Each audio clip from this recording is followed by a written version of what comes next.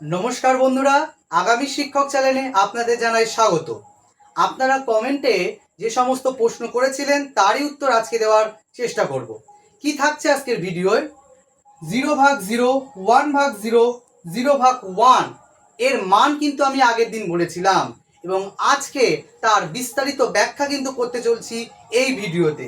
এছাড়া থাকছে অনার্স থাকলে আপনাকে কি পড়তে হবে এবং আপনি ইন্টারভিউতে ডেমো হিসাবে কোন ডেমোকে নির্বাচন করবে এবং সর্বশেষ প্রশ্ন, ইন্টারভিউ কবে হতে চলেছে এই সম্পর্কিত কিন্তু আজকের ভিডিও থাকছে, তাই না টেনে সম্পূর্ণ ভিডিওটি দেখুন।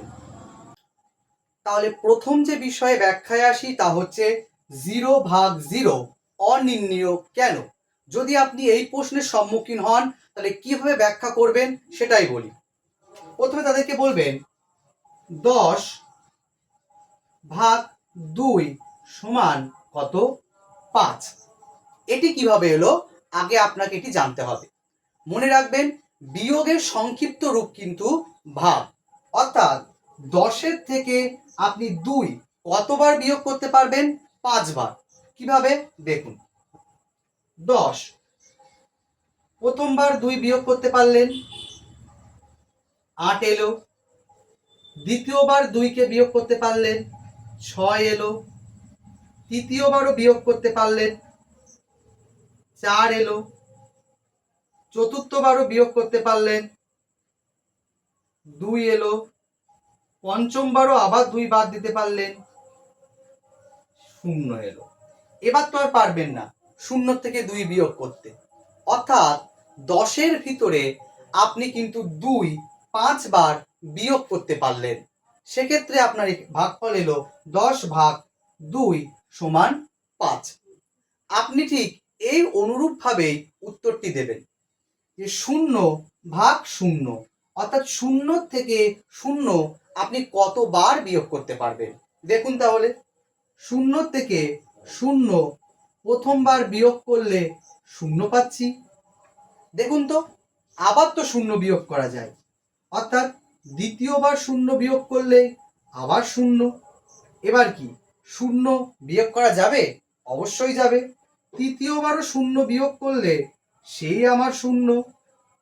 চতুর্থবার আবার সেই 0 বিয়োগ করলে 0ই আসছে। অর্থাৎ অসংখ্যবার আপনি যত ইচ্ছা পারবেন ততবারই কিন্তু বিয়োগ করতে করতে আপনার আসবে, অর্থাৎ ইনফিনিটি আসবে। অর্থাৎ এর উত্তর 1 থেকে ইনফিনিটি বার কিন্তু আসবে। অর্থাৎ 0 থেকে 0 যদি বিয়োগ করতে বলা হয় তাহলে অসংখ্য কোটি কোটি বার ইনফিনিটি বার আসবে। সুতরাং সেই জন্যই কিন্তু 0/0 অনির্ণীয় বলা হয়েছে, অর্থাৎ নির্ণয় করা সম্ভব হচ্ছে না, ইনফিনিটি হয়ে যাচ্ছে। আশা করি বুঝতে পেরেছে। এবার চলে আসি এর পরের উত্তরটি। পরের প্রশ্নটি কি ছিল? পরের প্রশ্নটি ছিল 1/0 সমান কত? 1/0 সমান, এর উত্তরটি ছিল অসংজ্ঞায়িত। কেন অসংজ্ঞায়িত? দেখা যাক এর বিস্তারিত ব্যাখ্যা। অনুরূপভাবে বলবেন 10/2 কত? 5। ঠিক, এটা কিভাবে লিখতে পারি আমরা? 10/2 সমান 5। অর্থাৎ এই দুটির গুণফল হচ্ছে এই সংখ্যাটি।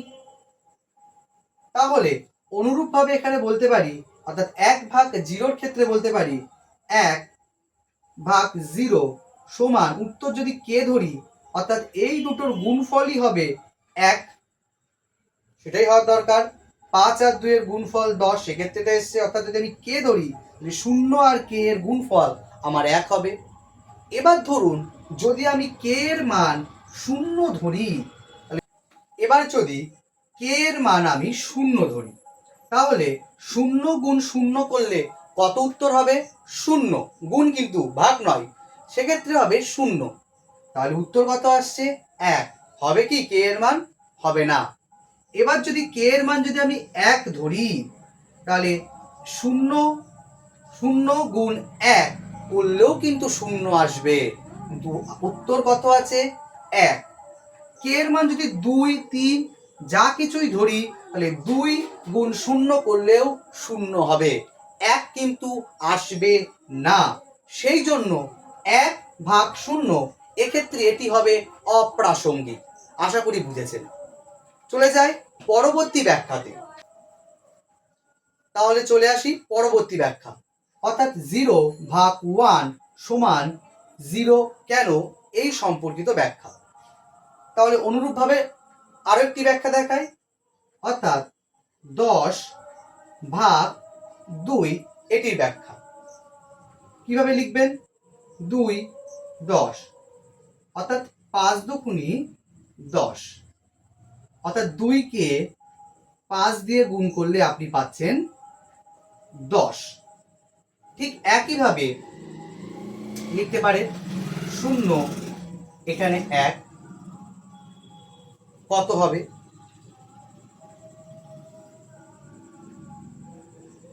মাফ করবেন, ভুল হলো, এটা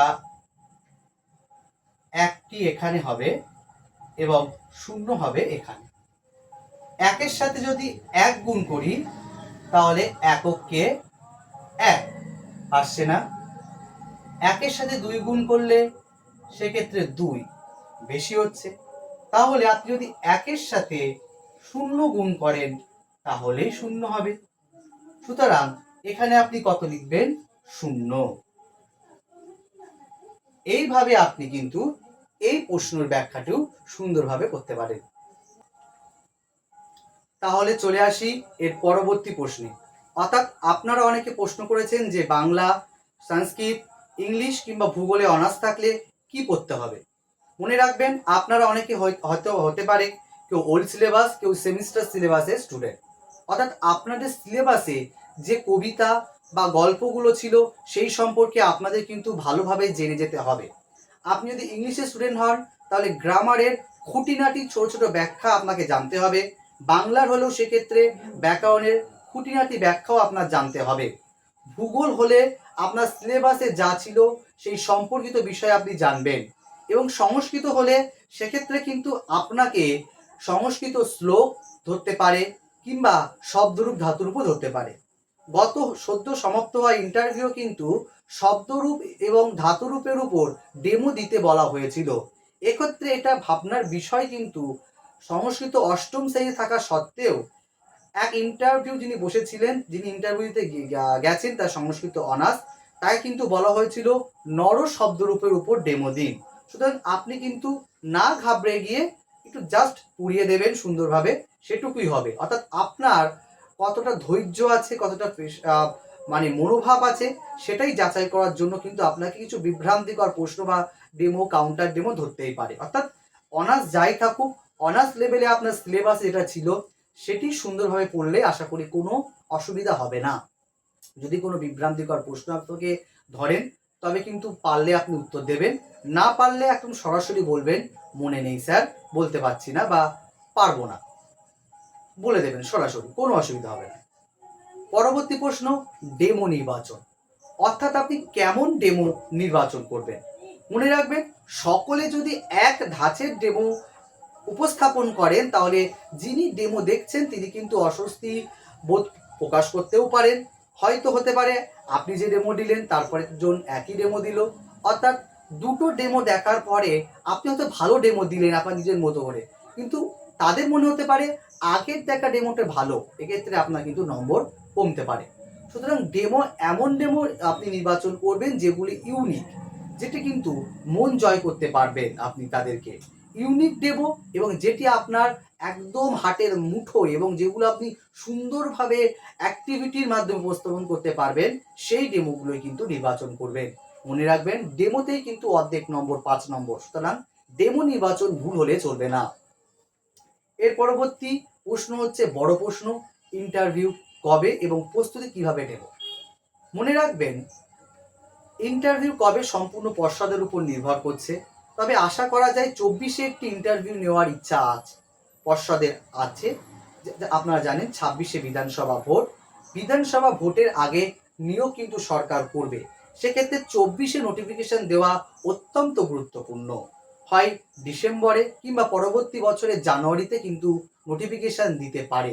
জানুয়ারি কেন বললাম, হতেই পারে 24 টেটের পরে এটা নোটিফিকেশন দিতে পারে। বোর্ডের যা মতিভ্রম বোঝা মুশকিল, তবে বোর্ড এমনই হতে পারে 24-এর ইন্টারভিউ এবং 24-এর টেটে 24-এ যে ইন্টারভিউ নোটিফিকেশন এবং 24-এর টেট দুটোই কিন্তু একসাথে দিতে পারে, যেটা আমাদের দিয়েছিল। আপনাদেরও দিতে পারে, আশা রাখছি সেটি হবে। কিন্তু আপনারা কিন্তু মনের ধৈর্য ছাড়বেন না। অন্তত প্রতিদিন 1 ঘন্টা করে এই ইন্টারভিউর জন্য সময় দিন এবং বাকি সময় অন্য চাকরি পরীক্ষার সময় দিতে পারেন। এই 1 ঘন্টা সময় আপনি কি করবেন? আপনি ডেমোগুলিকে নির্বাচন করে ডেমো দেওয়া প্র্যাকটিস করুন এবং বিভিন্ন ধরনের ডিএলএড এর বই, বিদ্যালয় ভিত্তিক বই, সিচুয়েশন বেসিক প্রশ্ন এগুলো পড়তে থাকুন, অর্থাৎ তৈরি হতে থাকুন। হুট করে নোটিফিকেশন আসলে কিন্তু আপনি তৈরি হতে পারবেন না। তাই বলবো এখন থেকেই তৈরি হন। অন্তত 1 ঘন্টা করে এটার জন্য সময় দিন এবং বাকি সময়টা অন্য চাকরি পরীক্ষার জন্য সময় দিন। ধন্যবাদ। যদি ভিডিওটি ভালো লাগে তাহলে চ্যানেলটি অবশ্যই সাবস্ক্রাইব করবেন।